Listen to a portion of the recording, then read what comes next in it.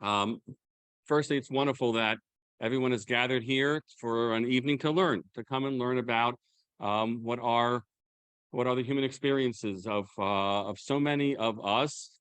The numbers are very clear as to parts of the community that we should understand are identify as LGBT, and they are more than you think, and they are, of course, your friends, your neighbors, or your children who identify this way. And we here at the shul have made it a value and live a value to really be the loving home for every one of our congregants, every member of our family here at the Hebrew Institute. And that means that we need to understand one another and to understand experiences. And tonight we're focusing our attention and dedicating our attention to the experience of being non-binary.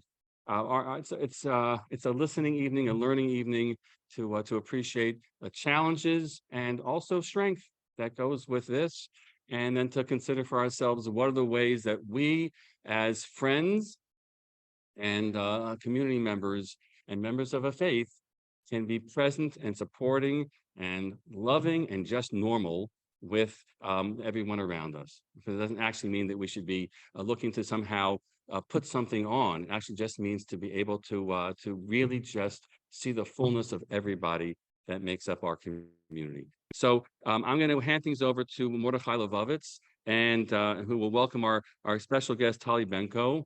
I first got to know Mordechai through my work at YCT Rabbinical School, and for many years we were able to bring in Mordechai for sessions to help educate our students. First class.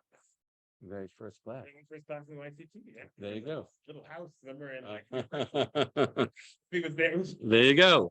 And so I got to know him all these years, and really appreciate the tremendous work that he has done as a founder and the clinical director of JQY, the Jewish Queer Youth. And Tali will introduce is also part of that team. And without further ado, we hand things over to you. The microphone is for recording and not for projection. So project. There you go. Okay. There you go. Great. Oh, already. Thank you. Thank you. It's been wonderful. Again, my name is Mordechai, and one, I will be framing the conversation and acting as like late night talk show interviewer, and Tali will be guest. So that's going to be the framing of the evening in general. So a little about myself first. My name is Mordechai Levovitz. I grew up in a very yeshivish black hat family from the Five Towns, Lawrence, New York. I went to yeshiva for many, many, many, many years. And throughout that time, there was an evolution of identities that I have stepped on like little rocks along the way. I have identified as gay. I have identified as pansexual. I have identified as non-binary. It's very confusing, but actually the truth is that along the way every identity like gave me something. That's why I chose it. Like even there was a point where I told people that I was bisexual. I chose it because it was safe. And even though I wasn't bisexual when I said I was bisexual, that was kind of safe for me. And so identities can actually be lovely, wonderful things, even if they're not forever, even if they're temporary. And now certainly identity is something that we deal with JQY a lot. JQY is called Jewish Queer Youth.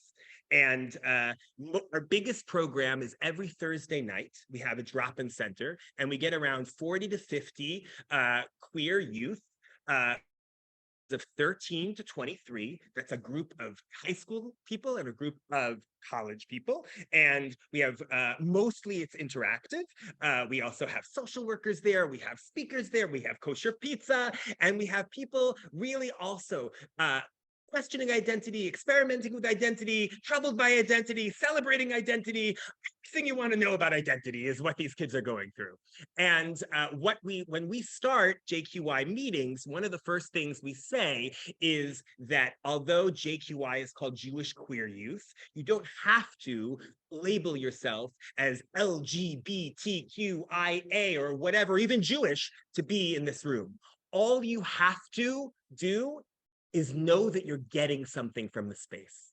If you are getting something from the space, then this space is for you.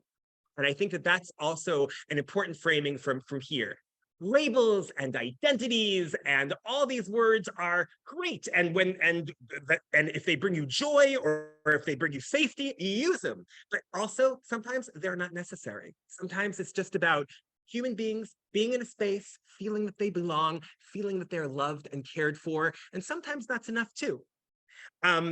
So another thing that we do when we start JQI meetings, because you can imagine when we start JQI meetings, everybody can show up to JQI, and we have kids who are really strong about their identities and real supportive parents. And then we have people from Hasidic backgrounds who hardly even speak English, who are just thinking, well, maybe I'm gay, maybe they've just learned the word gay, right? So you have really different levels of knowledge, even in the JQI room.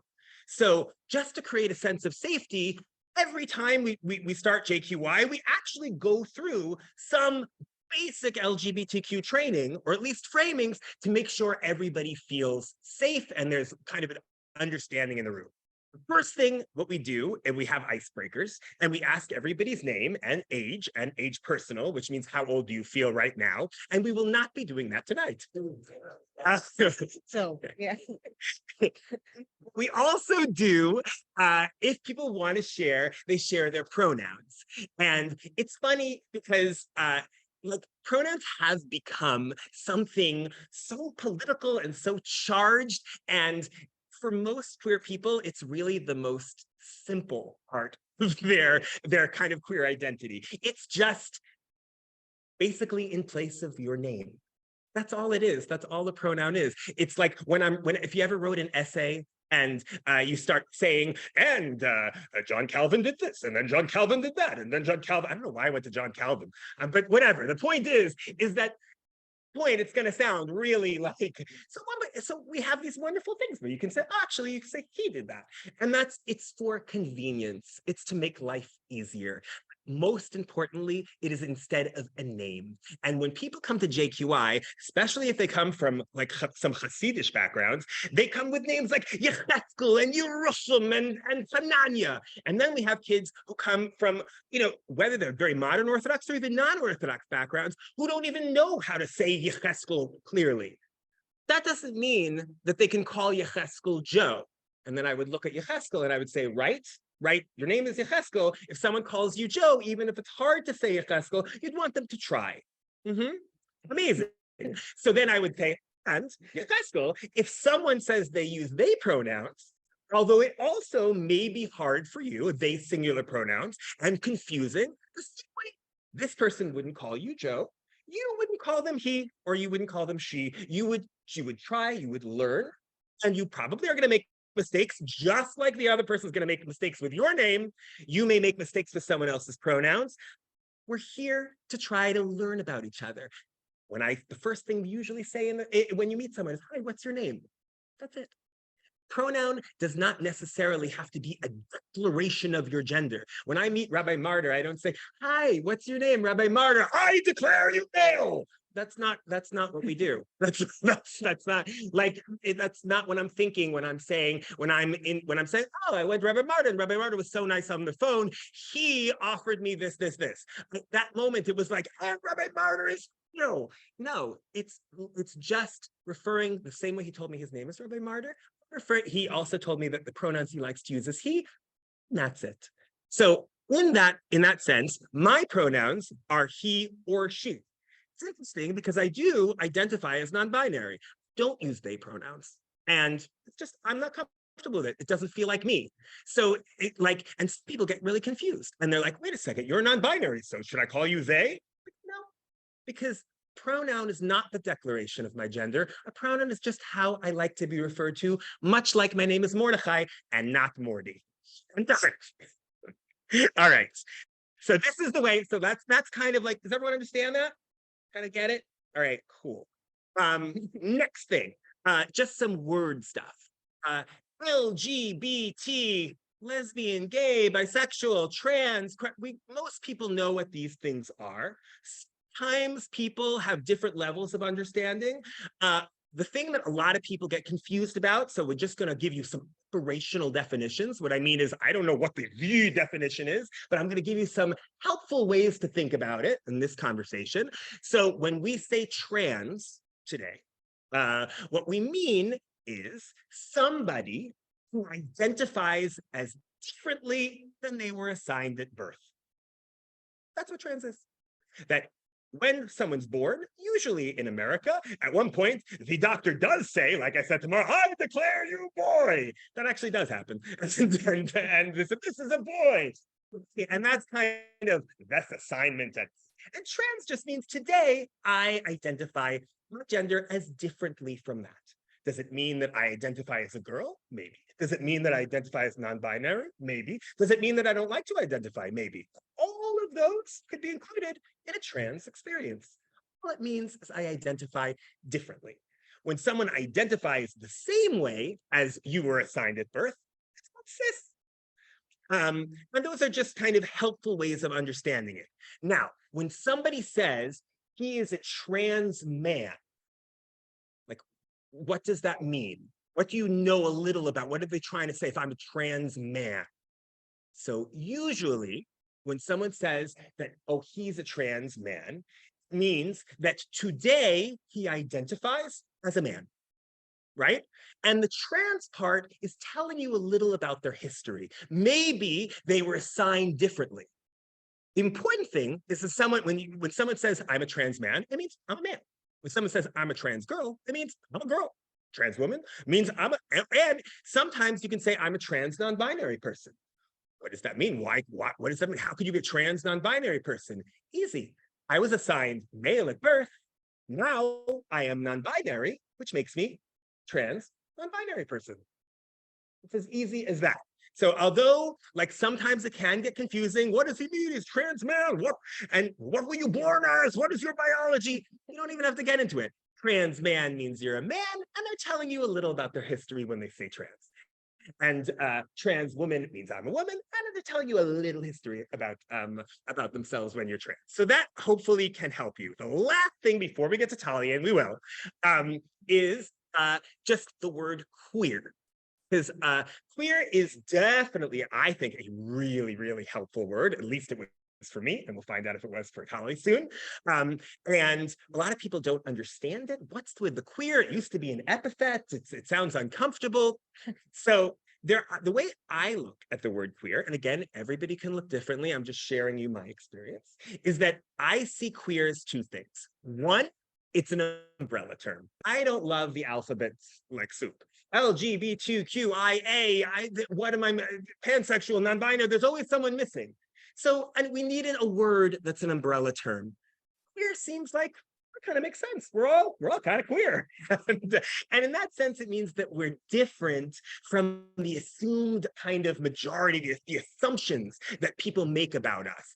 People usually assume, especially when they can't see anything different, that you are having the same experience as most people. So most people actually are straight, at least according to the research. And so therefore, when we see someone, and it's okay, a lot of people assume, okay, most people are straight, you're in front of me, I'm going to make some assumptions about you that I'm straight. Right? And that's what heteronormativity means. That when you live in a world, most of the radio songs are about straight love, most of the romance books are about straight love. It's like we live in a world where the norm is straight. So when you don't fit into that norm, you're queer, whether you're bi, whether you're lesbian, whether you're gay, whether you're pansexual, and also whether you're trans or non-binary or intersex. All of those identities, what brings us together is that we're different from the assumptions that everybody seems to make about how the world is. And that's what makes us a community. Not necessarily our desires, certainly not our body. It's this experience of living in a world that wasn't quite made for us. And that's, I think, an interesting framing of why queer is so special and important, I know, to me. And then very practically, queer is really necessary because if you're a non-binary person and you only date cis women, what's your sexuality? Are you a lesbian? No. Are you a gay man? No. Are you what? Are you gay? Are you straight? We need a word. We don't have a word. So very simply, we really need queer. So we don't even have queer is necessary for a lot of people. So it's not just like the cool new woke word. It actually is really necessary for a lot of people to describe their sexuality. I think we're done with definitions. I'm sorry for taking the time. But what I'm going to do now is I'm going to introduce Tali Benko. Yes. Yeah. I met you. You were my social work intern. I was. Years and years and years ago when we were both young and beautiful. Now we're old and jaded. Yeah. Yes. And Tali started as a social work intern at JQI and then became staff at JQI. And now they are an essential part of JQI, I think. And it's really cool. I think that one of the first activities we did as social work as a social worker intern is that we went to a speech, right? And did I put you on? Did we like go?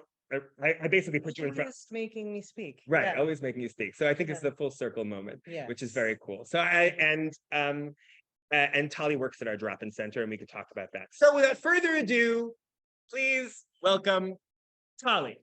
How about yourself? Okay.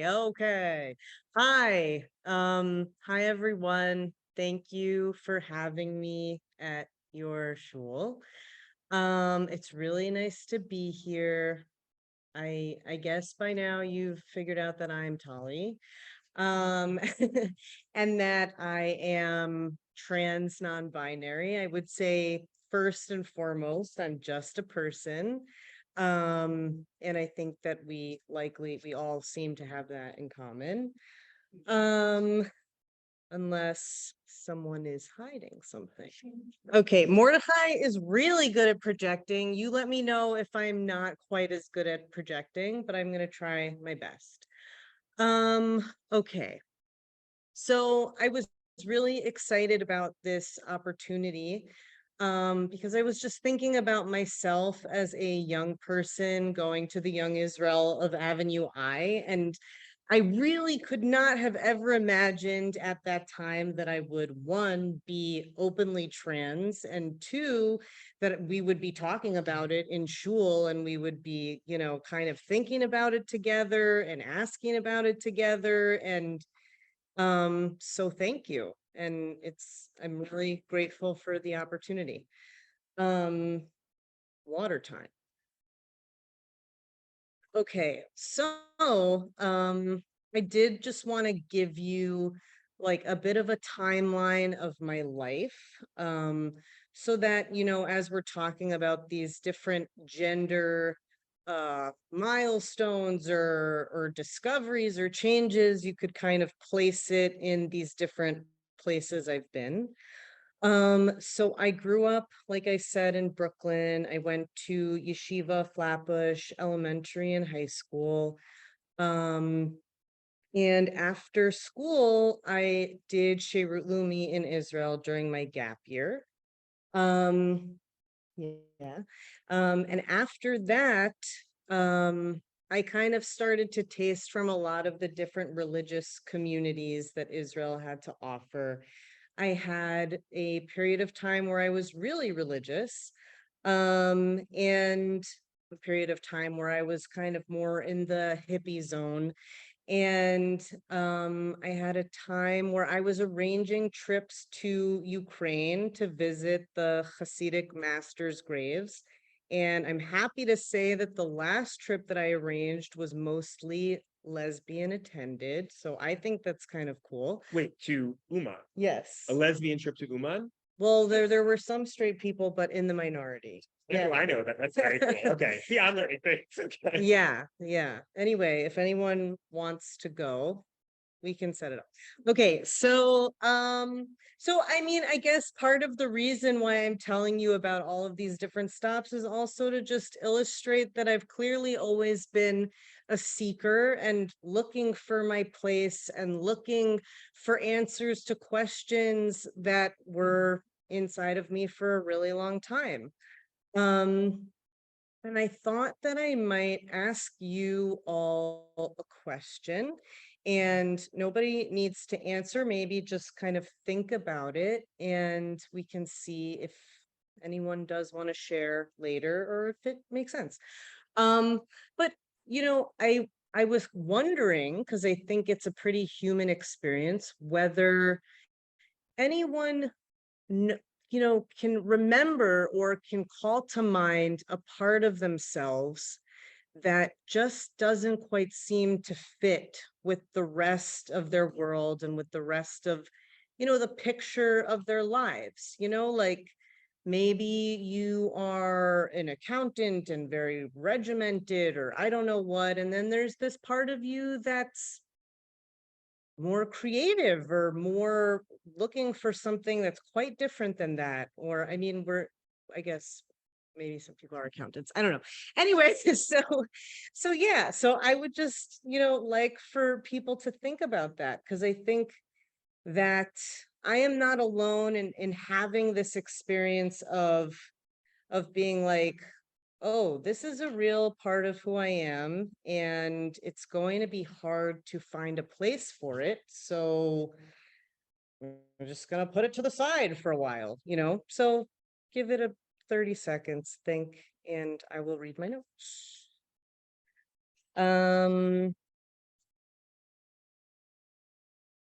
Yeah. So obviously, one of the things that didn't seem to fit in the world that I was a part of was my gender and my sexuality. And that was something that was apparent to me from a really young age. And I remember my mom telling me a story about, before I was born, the ultrasound seemed to indicate that I was male.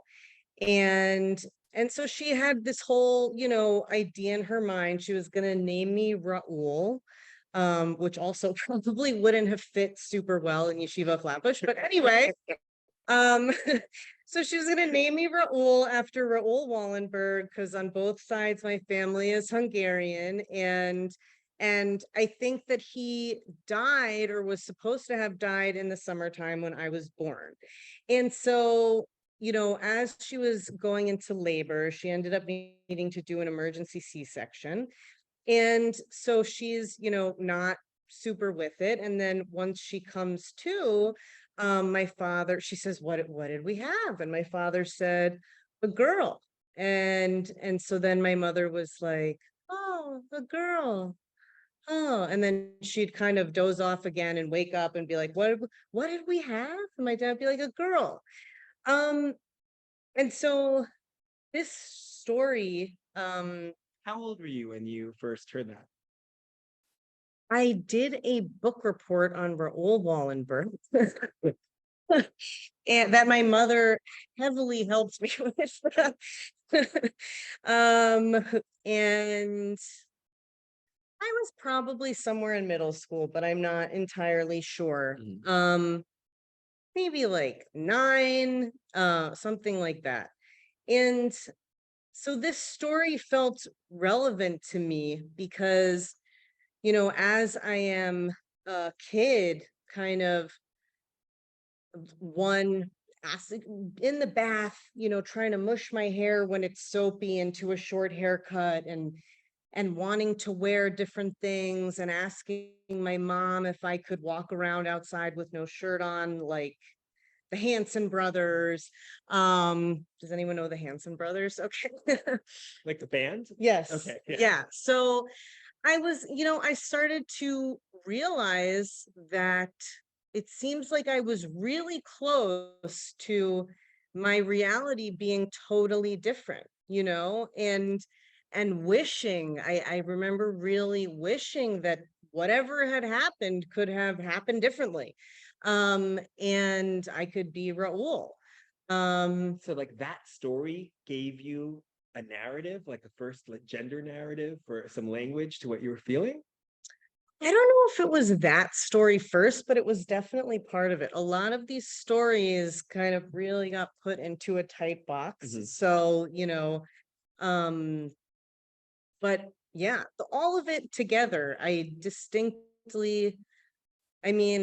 another memory that I remember having is like daydreaming about being taking one of I was 8, and I remember imagining getting a rose and bringing my classmate a rose, like showing up on a motorcycle and us going on a date.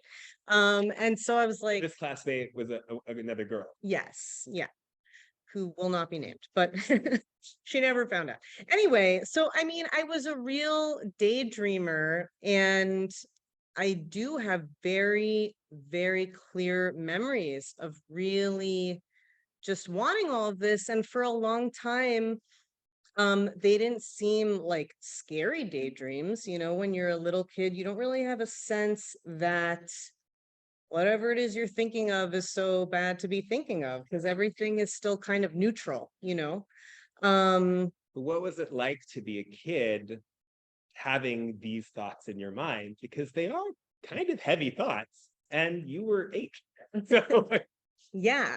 Um, so yeah, so eventually, um, I did kind of start to come to terms with the ramifications of these thoughts and daydreams, and I didn't really hear anyone else talking about these kinds of daydreams, and I didn't really see this reflected at all in my immediate world. what do you mean by ramifications of these daydreams? What does that mean? Well, so to me, what it means is that I'm just going. I was like, I'm gonna be some alien person. I don't know. Like, am I gonna be some? Uh, I was like, I'm not gonna have a future at all with this kind of identity. So even as early as that, you felt like if I indulge these daydreams, it leads to these terrible ramifications: no future, no love, no acceptance. Yeah. Yeah. I really had no idea. It didn't seem to be a part of anywhere that I was. And so I was like, "Wow, so then I guess that either I have to not be here or I don't know." Yeah. Um, yeah. And so it was, I think, around that point where, um,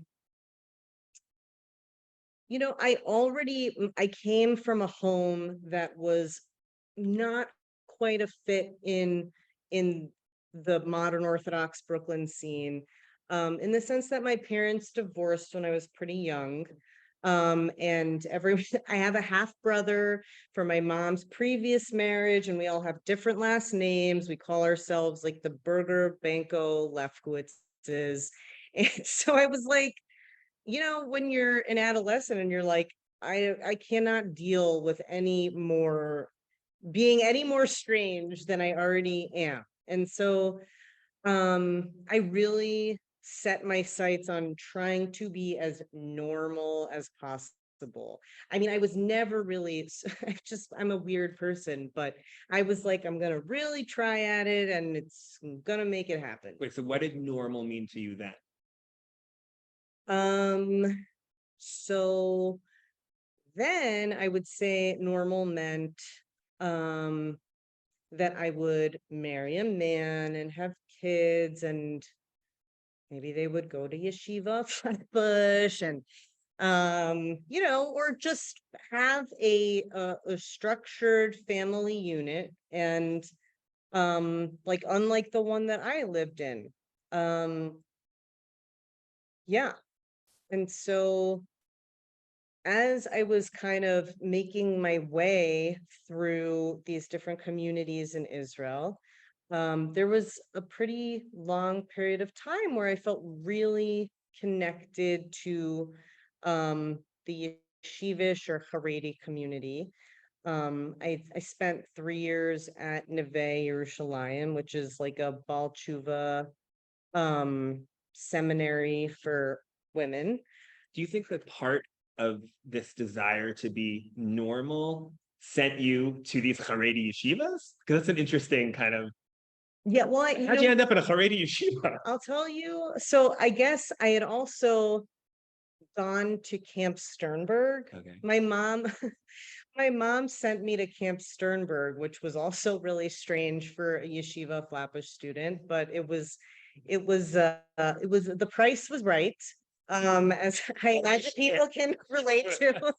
The price was right, and I had a really good time that first year. And so I started to really feel, you know, like a sense of home and this normalcy and this wholesomeness that I was looking for, I think, from there. And so that's maybe why I gravitated toward that world in Israel as well. And I think that, you know, a part of it was also that I found this world to be one where a lot of conflicts were kind of solved, you know, like there is not so much conflict. I don't really have to make so many decisions that I don't want to make, or think about things that I don't want to think about, because like the pathway is clear, and it was also very meaningful. And so, yeah. And so I think that coming from a history of feeling like my inclinations or my natural intuitions about who I was and what I wanted were not correct, you know? And so since I already didn't feel super correct and super in touch with myself, I was like, let me go, let me, like, you know, I can just drop into this pre-made life, you know, and that'll be good for me. And then also, like, there were shadchanei, or, you know, surrounding Neve. And so, like, I didn't even have to have chemistry with someone, you know. We could just, like, if we just kind of meet a bunch of times and agree upon this, we could do the thing and get and get married. Yeah. Yeah. And mazel tov. So it felt pretty foolproof. I was like, I wanted this normal, wholesome thing, and this seems to be a good way to get it. And so, like, that, I guess that part doesn't really relate to gender, although there are gender things happening throughout this time as well. Were you at that point, when you were in Neve and when you were in these girls' yeshivas, did you feel conflicted about things? And was that conflict more about sexuality, or perhaps was it about gender and you thought it was about sexuality? What, like, what? Yeah. Yes, is the answer to that question. Yeah. Yes. What's the question? What was when you were in yeshiva, did you feel a sense of conflict? And if you kind of, in retrospect, if you can kind of put words to the conflict that you were feeling in yeshiva, what would it be? Could you just take 5 seconds to talk about gender and sexuality? Sure. Right. Well, commercial break. We get back to Tali. What time is it? Yeah. Yes. Now, usually, and so it's interesting because the clear understanding of this is always shifting. So if you asked me 10 years ago, when I also would give these kind of speeches, I would kind of say, well, there's sexuality and there's gender. And they're completely different things. And sexuality is who we are attracted to, or who we want to be with intimately, or who we're romantic, what kind of person we want to have romance with. And gender is your role, the way you think your role in the identity, your role in society should be. That's actually a very gender constructionist understanding of gender. But 10 years ago, everyone was into Judith Butler. So, and Judith Butler came up with the whole gender is a construction, and it's a construction of society. And basically, and just is your decision of what role you feel most comfortable in. So that was kind of 10 years ago. 10 years ago, gender is the role. Society has these roles: man, woman, non-binary, queer, and then, oh, gender queer. 10 years ago, we were using gender queer. Now nobody uses it. But some, and it's for me. It's my mother. Okay. We have so much naughtiness.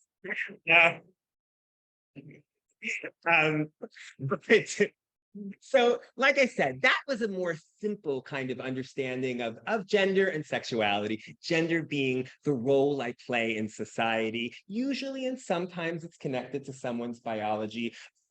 Sex chromosomes, XY chromosomes, genitalia, secondary sex characteristics.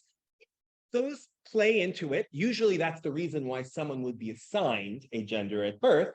But as people grow up, that always doesn't mark your gender and be like, you know what? Yes, I may have biology being so way, but when I see myself as this role in society. This is me. And that would be gender. And then sexuality is, again, who I'm attracted to, who perhaps I want to be in a romantic relationship with, or who I want to be intimate with.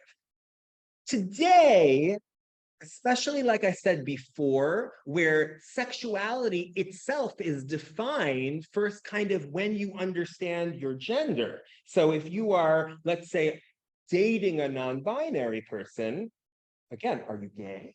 What's your sexuality, right? Your sexuality is intertwined with with your understanding of gender, or your attraction, or their understanding of gender. These things are not necessarily mutually exclusive. They play roles with each other. They interact, they talk to each other. And certainly, and this is most important, they form community with each other.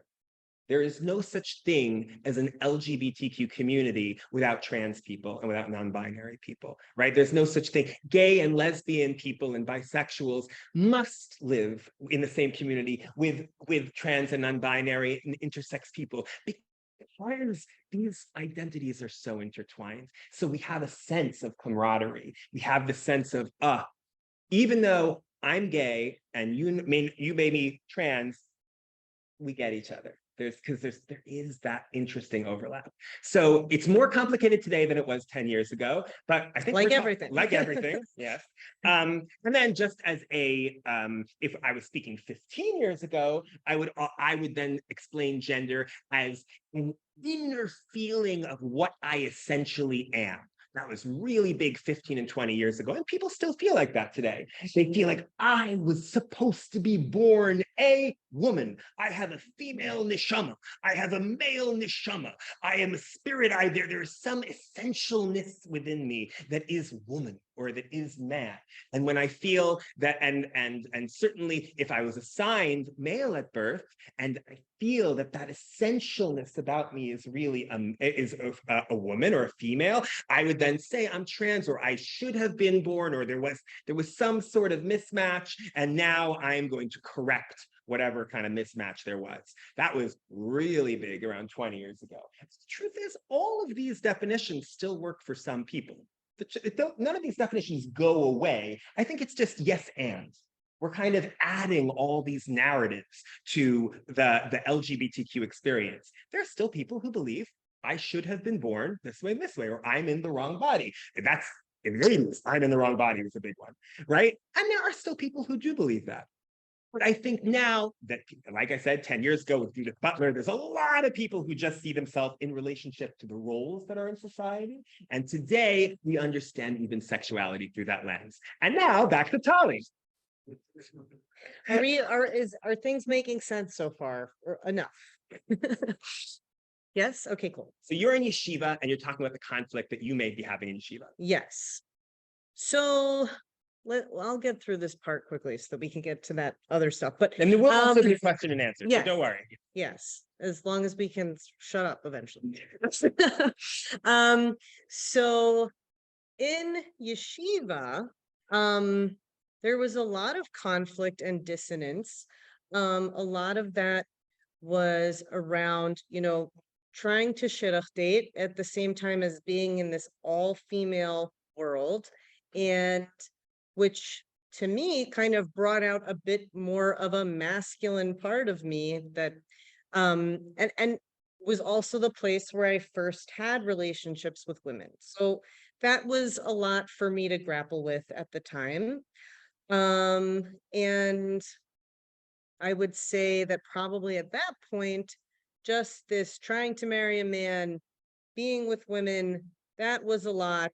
And I was like, gender, who even knows? But, um,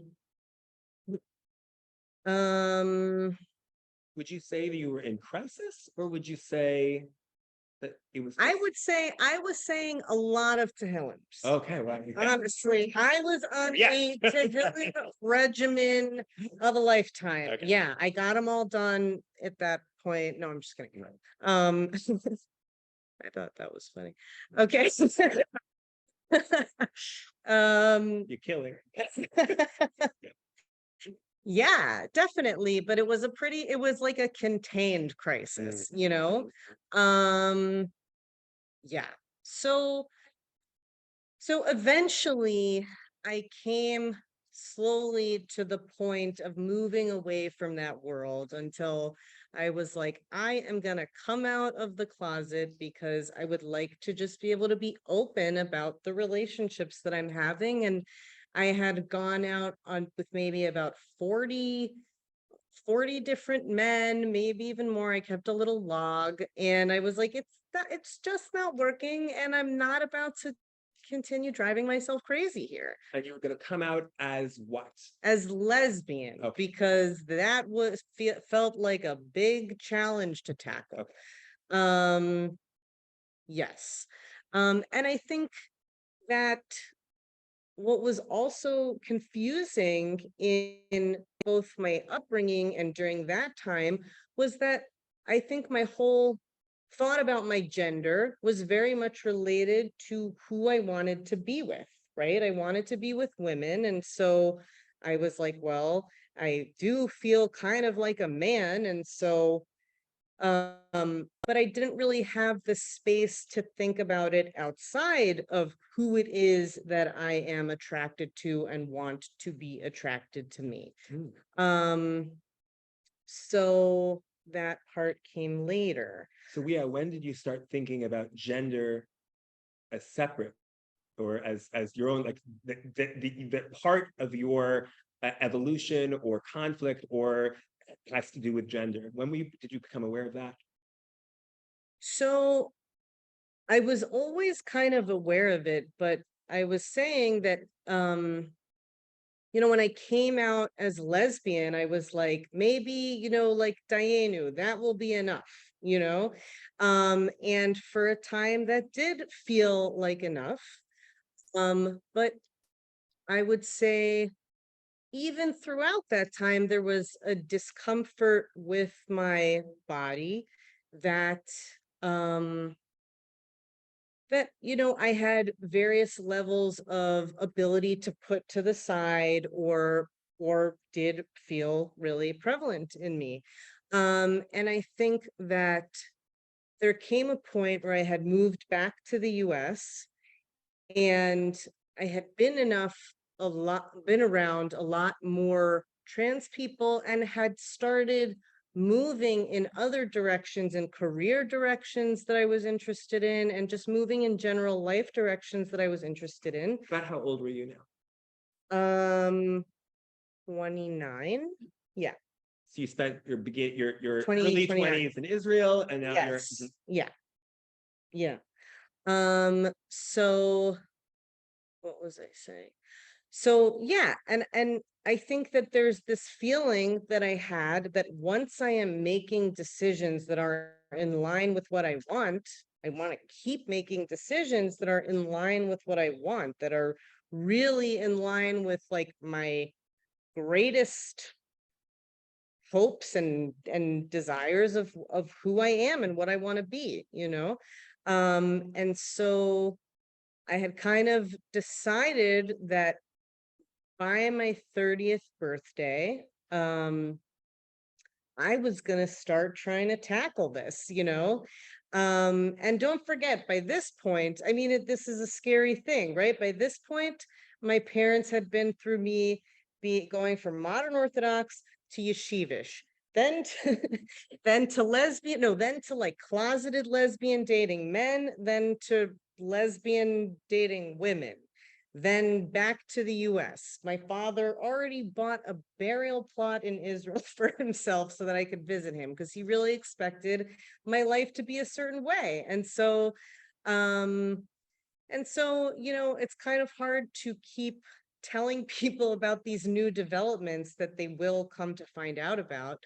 But I guess by my 30th birthday, I was like, this feels really important and like something I have enough internal reserves to, you know, grapple with more.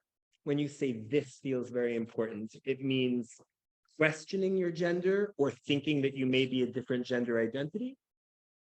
What did you mean by it? This means that this is so important that finally something I'm going to grab. Well, this means that I'm going to give voice to those questions. Okay. I'm going to give voice to those questions. I'm going to give thought to those questions. I'm going to entertain those questions, and I may take some action based on the answers to those questions. Or more specifically, when I turned 30, it really feels like a strange thing to discuss in shul, but I think it's kind of important, is when I got my first gender affirming surgery, which was top surgery. And so you went through top surgery before you identified as differently than a woman?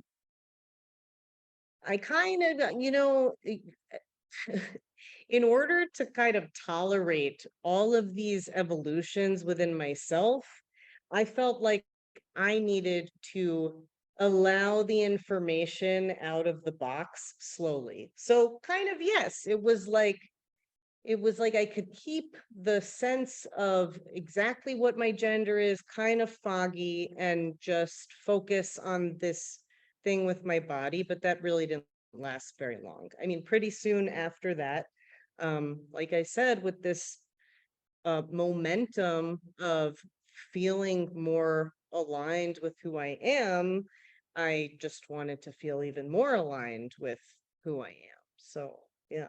That's so interesting because a lot of people first go through I am non-binary or I am trans, and then they think about medical transition. And you were saying that actually the dealing with your body could almost feel safer than the other questions of dealing with your identity. What was so scary about vocalizing or coming to believe that you may be trans or non-binary? Why was that so scary, and even scarier than changing your body? Well, so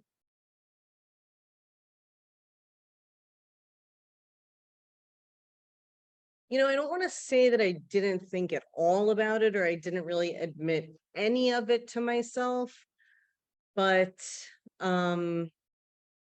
I think when for me, focusing on one isolated act as opposed to possibly this can of worms that I'm opening that could lead to other things did feel safer. I think, in terms of telling my close friends and my family about changes, I could, feed it to them slowly, or maintain some control over their their level of distress. Basically, because it's hard, it can be really challenging to uh be throwing a wrench in over and over and over again. And what was it? If you remember any of the things I said on the car that I should say now, feel free to tell me. No, I think that I want to just stay with that, because I do find that really interesting. The kind of the fear of the fear and thinking that talking about or telling people or even coming to terms with the fact that I may be trans non-binary is scarier or bigger than physical changes. Yeah, And don't get me wrong, like before having this surgery, both of these things for me felt like, how could I possibly think enough about it or understand enough about it within myself to know that it's real, But yeah, I almost you think had to make it real so you can see it real in that way. maybe, Wow. maybe I'm still figuring it out. So here's that $10 Um, million question. Yeah. When did you start identifying as non-binary or as trans non-binary? And you can talk about whether what that means to you, if there's a difference for you. Mhm. And when did that happen, and what does that mean to you? Okay. You ask like three-pronged questions. one. No, it's fine. When did you start? When did you start using the word non-binary to describe your identity? Well, I think that when I came out to my family as trans, You use that word first before non-binary? it was kind of who knows. Um may have been at the same time, except like some of the words are more confusing, and they didn't have an event at shul, as a precursor to the whole thing. And so like I was like shooting from the hip, like but I mean,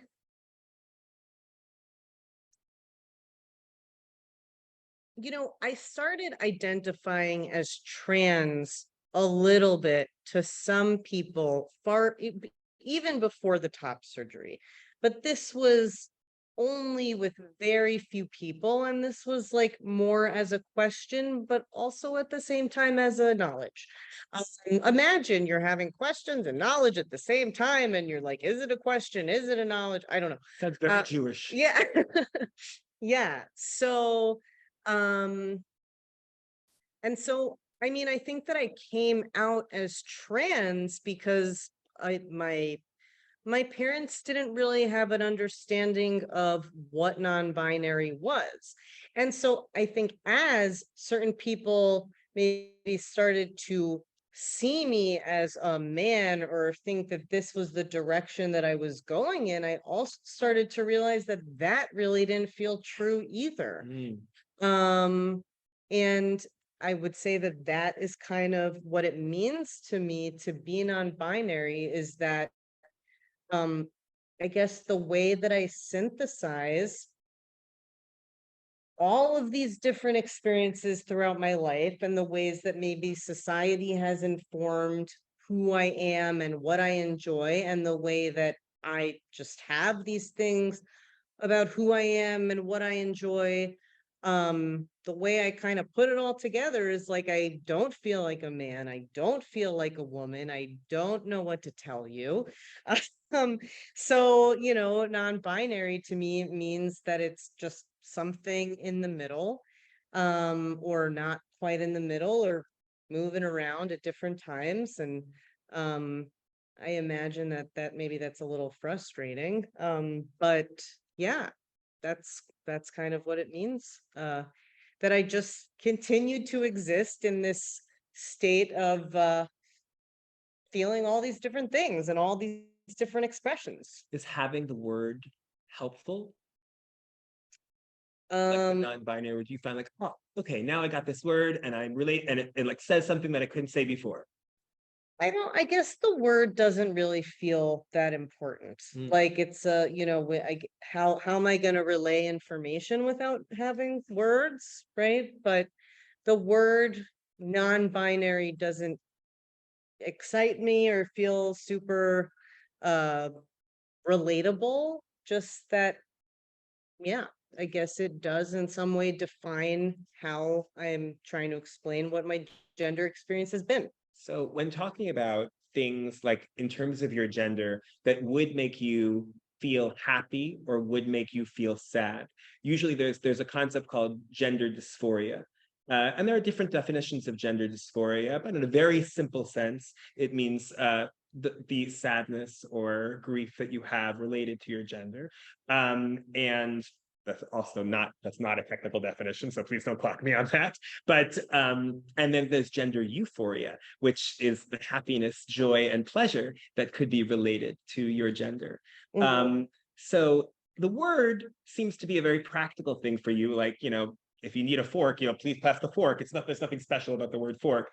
But what can you talk a little about what gender dysphoria was like and is like? And also if there are moments of gender euphoria that you have. Mhm. Um, yeah. So I think that the experience of gender dysphoria or like this discomfort has kind of gone up and down at different times. I think strangely enough, sometimes it feels as though maybe at this point there's a lot of, or there's a good amount of dysphoria. Um, because you make all these decisions and you do these things and then you're like, is my body going to catch up with me? Or and it doesn't quite turn out exactly how you imagined or how I imagined. That's a really interesting point, because I think that that's not necessarily intuitive. That sometimes that when you start the transition journey, you actually deal with more gender dysphoria. mhm. And sometimes people get confused about that. You're like, wait a second, I thought this was supposed to get rid of all gender dysphoria. Yeah. Well, I think, right, there was like a lot of euphoria in and I just want to make sure that you know that I don't think the crux of the reason to do things or my happiness or unhappiness or my like sense of satisfaction with life is all, it's is so tied to dysphoria. Mhm. It doesn't mean that I'm any less happy or satisfied with the decisions that I've made. But what was the question again?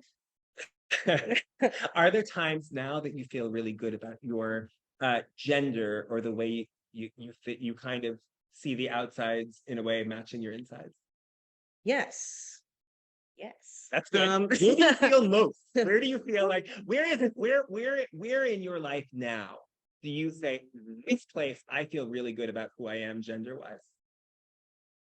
Well, I think that um there's a lot more just, you can go through life having your body, right? And in many different ways you can really ignore it or try to ignore it or just have it and walk around in it but not really notice what's going on in it, right?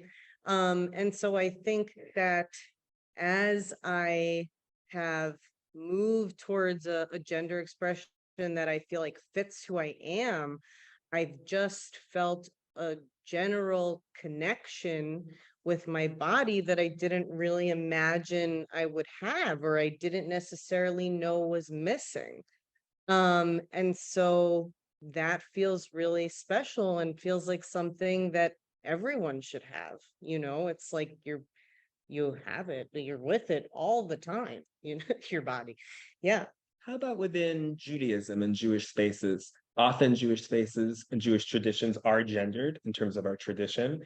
And there were times where in your life where you were so kind of ensconced in Judaism. How does your gender today play within Judaism, and how does Judaism play with your gender? Or does it matter? Like in uh, places that, like, you know, like when you're in Jewish spaces. Like we just went to Israel and we went to the Kotel, right? Oh, that Friday. I didn't go to the So Kotel. why would you feel comfortable or not comfortable going to a men's section in the Kotel? Or any section? What? Well, we did. Well, okay, would I feel comfortable? I think that at this point, um, I am still trying to figure out, Judaism is a really big part of my identity as well. And my place of origin in Judaism is in Orthodox Judaism. Um, and it does feel complicated to me, and I don't really know exactly at this point where to fit it in. It feels challenging. Um, yeah, it feels challenging. It's so interesting. So you obviously, like you said, love Judaism, and Judaism is so part of your identity. And then you talked about this incredible gender journey that was full of both some frustration and sadness, but also some happiness and clarity. And you're in this place right now that's still someone that's kind of figuring it out, evolving. Well, we're in a shul, we're in a community. It takes a village. What do you need? What would help you now? What's helpful and what would be harmful? Like what? Now, Yeah, now, and also we can go if we want. What would be helpful then? But and then I'd love to get to now, right? Because even now, I think it's such a common. I joked before that it's a common Jewish experience to be in a state of doubt and questioning and figuring out who I am. And that like for me, I'm 43, and I feel like I have more questions than I had when I was 33. And for me, I always like one of my relationships with Judaism specifically was that comfortable place to ask questions. Like people enjoyed that I was asking questions, people asked the questions with me and all that.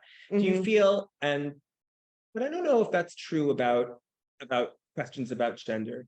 Do you feel that in Jewish spaces, and certainly in Orthodox spaces, that your state of questioning and figuring out your gender is a place where there's a soft landing, and there's a place like, oh, wait, okay, I can come to the space and think about my gender and also have a relationship with God or Hashem or my Judaism?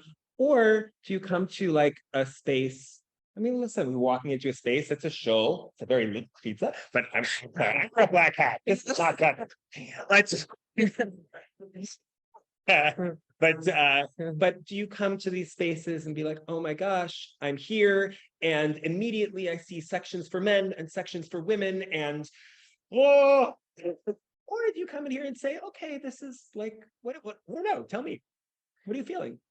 Well, I would say that I think what feels complicated to me about going to the shuls that my family is affiliated with is more so maybe related to dress. Like at this point, I would truly feel ridiculous, wearing my Shabbos dress, and so and it's hard for me to really gauge um whether it is perceived as like, I don't really want to come to shul and be a provocateur in any way, like I'm not trying to stick out. I'm just trying to wear things that I wear and have in my closet, and so I think that's what feels more complex. And I wouldn't say I feel, I think sometimes I feel more comfortable going into areas for men, but that is something that I'm still playing around with and playing around with my comfort level with. Do do you feel more comfortable in places that aren't gendered? Like, have you gone to an egal synagogue that, I mean, it's not as gendered, certainly, or places, does that make you feel more at home or less at home? Because you're also then missing this kind of Orthodox Judaism that you grew Right, up with. So right, how does right. that play? How does that conflict work out? Right, and then soon we should Yeah, let them ask that'll be the last questions, question. yeah. Well, I think that's what's hard, and as time goes on, and as I become just more comfortable with who I am, I become more open to things that are different than who I am. But I think for a really long time, I really mostly felt comfortable Judaism wise in Orthodox spaces. And this was the davening that I know, and these are the people that I know, and this is the process that I'm used to. And it's comforting to me in that way. And there's a desire to be able to still join that, not and so it's a process of, and it kind of changes on different days depending on, sometimes you wake up and things are yeah, it's just, if I'm feeling more able to just play around with things, then I can go here and I can go there, and people can receive me in the ways that they receive me, and I can receive people in the way that I receive them. And then some days it's just like, oh, I just want to fit in, there's still that part of me. Right. So Interesting. Yeah. So certainly, first of all, thank you, Tali. I'm learning things about you. And I think it really showed, like, more than anything else, that there's no one non-binary experience. And I think if there's one thing, and I hope you learned a lot of things tonight, but if there's one thing you can learn, is that non-binary experiences are very unique and different. Because I identify as non-binary, and my experience is like, I learned some things and that was so cool, and I look at things differently. And the only way you really understand a non-binary experience is if you become a person that's safe enough to ask and receive the truth, right? If you because trust is earned, and if someone feels, if you've earned that trust, then you'll get the answers, and you'll be like, oh, tell me about what it means to be non-binary. Tell me, are you comfortable in shul? Tell me a little about what you feel about your own gender. What are your pronouns? But the truth is that doesn't, that you need to kind of work to that. You're going to establish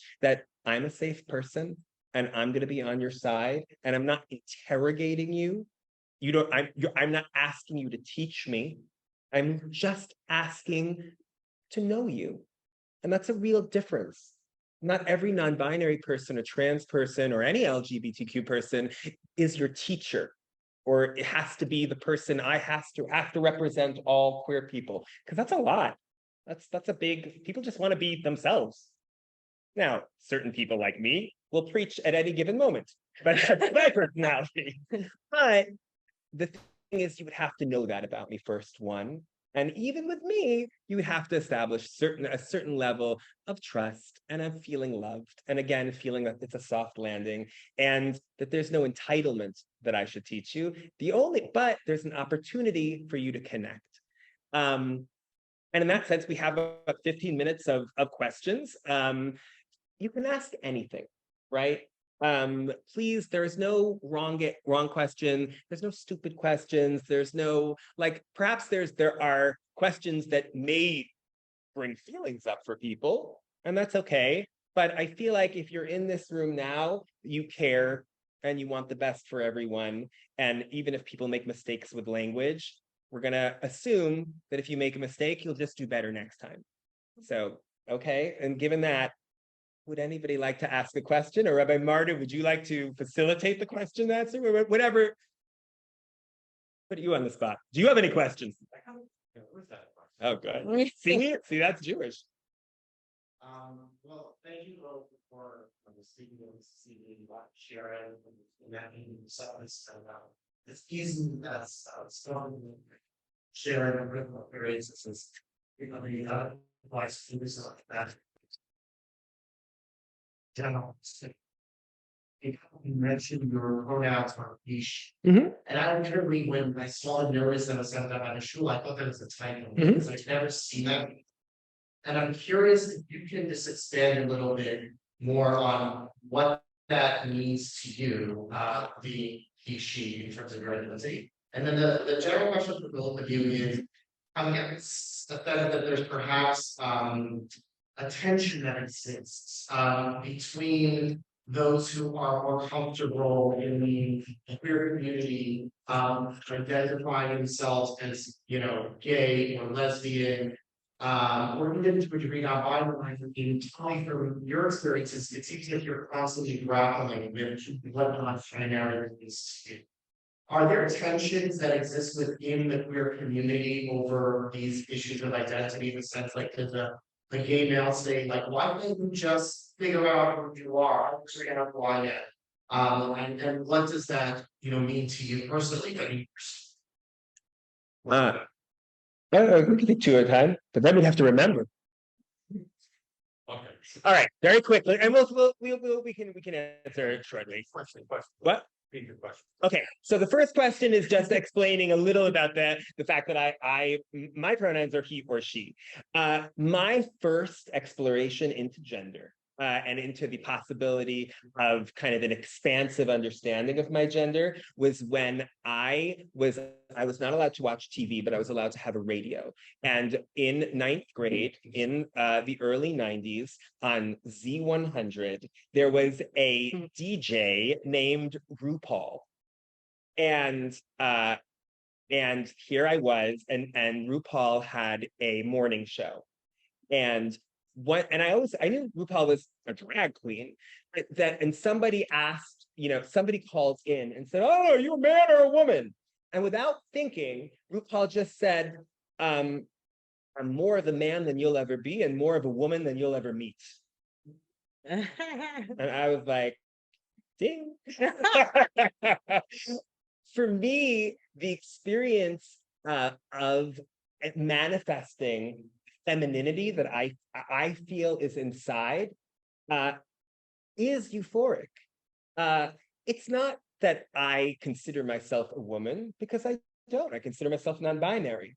But I consider my femininity and the expression of my femininity very authentic. And so authentic that I want it to live in its full glory. And sometimes that looks like drag, and sometimes that looks like Tuesday. Like if I want to put on makeup and I want to, and on those days, yeah, call me she. And then some days I'm feeling more my yeshiva buffer self. And and I'm like, look at this. Now it's more like he. So for that reason, those pronouns are more authentic because they're more fun for me. Talk about, the second question is really interesting. Remember what it is? So the second question was whether there are tensions that exist within the queer world related to, I'm piecing it together as we go, related to someone being in a more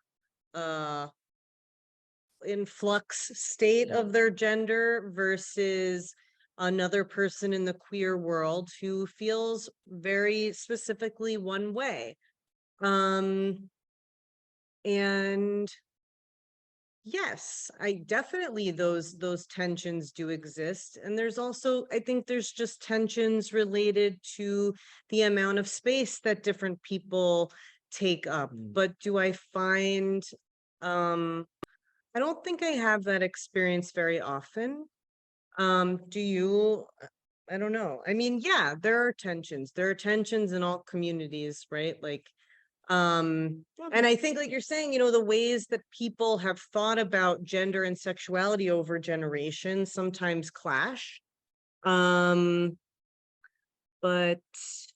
yeah, I don't find that to be like a very prevalent part of my own experience. I mean, I'll just say it. The fact that I identify as non-binary does not take away that I benefit a lot from male privilege, a lot. And all that benefit that I benefit from male privilege has allowed me to take a lot of space and be loud. And because I always grew up in a I'm going to use that hard word, I would say, misogynist space where men were encouraged to be loud and encouraged to be dramatic and encouraged to take chances. And my sisters were not. My sisters were encouraged to be an edel madel, right? So it doesn't, just because I identify as non-binary, that doesn't change that. Those tensions still exist. All the toxic masculinity and privilege and all that still there. I wish it just would, but it doesn't. So. Hi. So I teach in a middle school, and I do today's school at AR. So I was thinking, I was computer and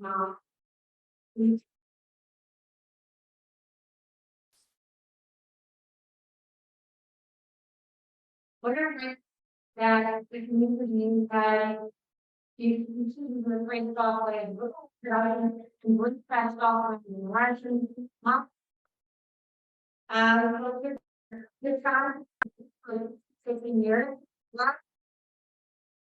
Don't come out in middle school, and sometimes it's come right before 9th grade or to leave that things are growing in middle school, then they kind of perfume a little later. So that means that I'm responsible for that environment in middle school. And so like, what are ways that like educators and parents can create that soft landing and that comfortability? And then and this is a level of like a lot of the times they're just getting shown in this space and we know that I don't want to if I want to figure out that you do that, someone who can cover it. Period is just that pushing a puddle. I go for it. Sure. Using my male privilege, you can answer the hard question. Okay, so the question is, as a are we doing repeat the question? Okay. So the question is, as a middle school teacher and a parent and an Orthodox community member, how can you create a soft landing for young people that are maybe in this time period of having these questions and having these experiences? And as a shul member, an Orthodox person, is there a way that Orthodoxy can be more friendly towards queer people, right? Generally. And so I think that in terms of being a young person, I mean, back when I was a young person, no one was really mentioning this in school. And so these were questions that I had that I would have loved to be able to talk about with someone else, right? And so like, I think even maybe naming yourself as a safe adult to just support and sit side by side with you when you have these questions, not have answers to the questions, but someone who is okay with those questions existing. I don't know if that's something that you already do, but I mean, and not everyone is comfortable with holding those kinds of questions. And so if people could even say, should someone seem to be grappling with this, like, where can we direct people who have those questions and be interested in directing them to someone who does want to support having those kinds of conversations? I think that's one way. I think just mentioning that it exists as a possibility feels helpful, because then you don't have to think that you're in trouble for having this inclination, or like having this sense in you. And in terms of Orthodoxy, like, I'm not here to solve any of these major issues, right? But I think that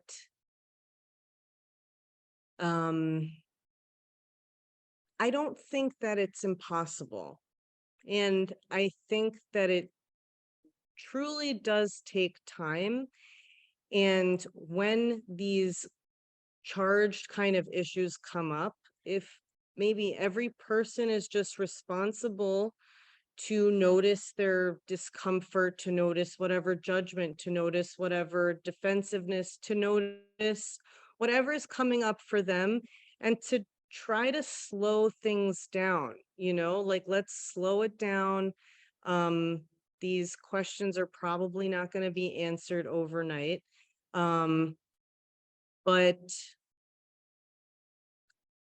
I think if, when you can slow down your own reactions, you can try to come to a place of internal openness. Just openness to something that is different from what or where you're from, or what your culture, what your culture is. And so just cultivating a level of internal openness individually, I think could be helpful. Yeah, I love that.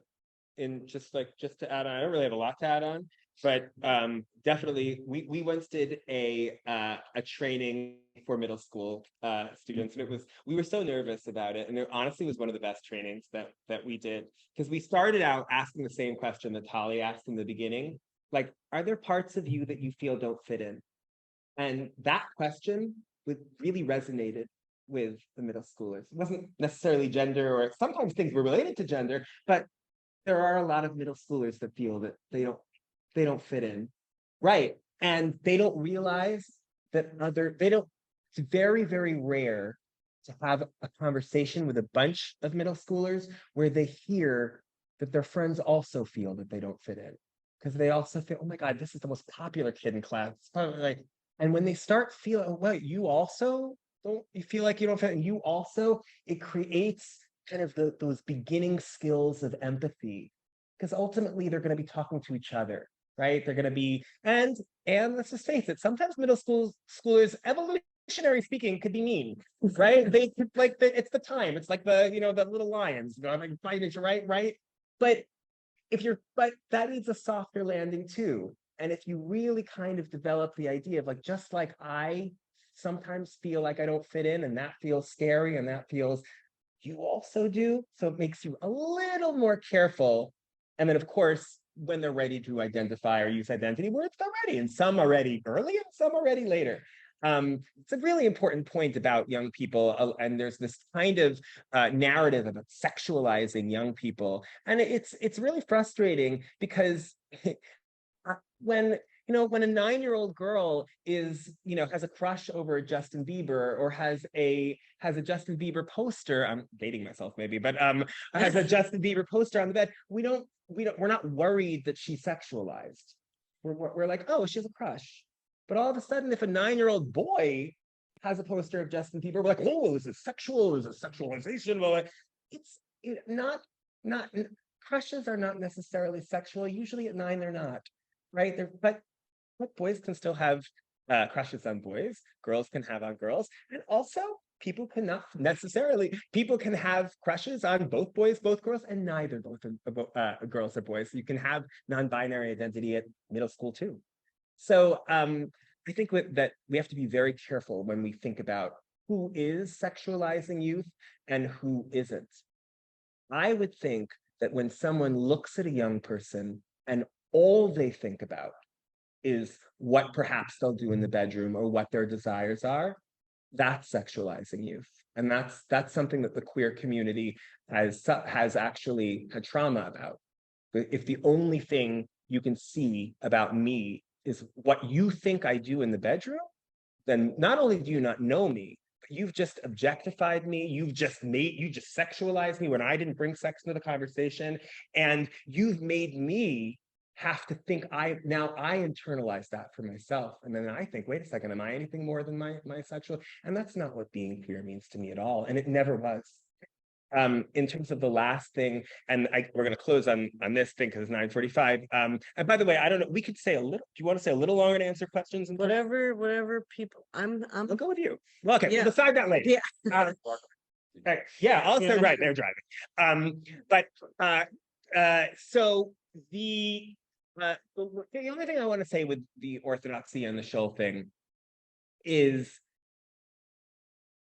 I think that one of the really nice things about being in an Orthodox community and an Orthodox show is the ability to see someone and say, come to show, come to show, come to my, come to Shabbos, come to Mincha, come to the, right?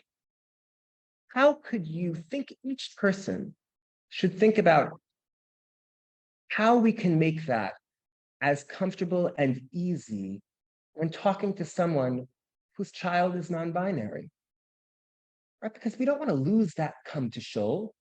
We're going to lose that. That's so important, right? If you can't say come to shul for someone whose child is non-binary or someone who is non-binary, right? You lose that. Like it's all about that. Yes, of course, there's davening, and of course there's, but more so it's home.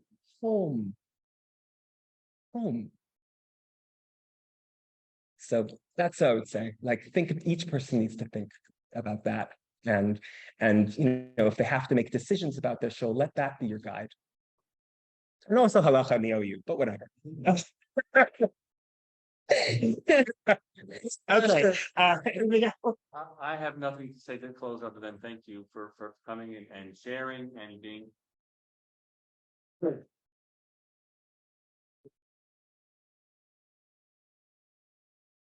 Around the room, and thank you for being here tonight as a both of curiosity and love and support, and that's a very special thing.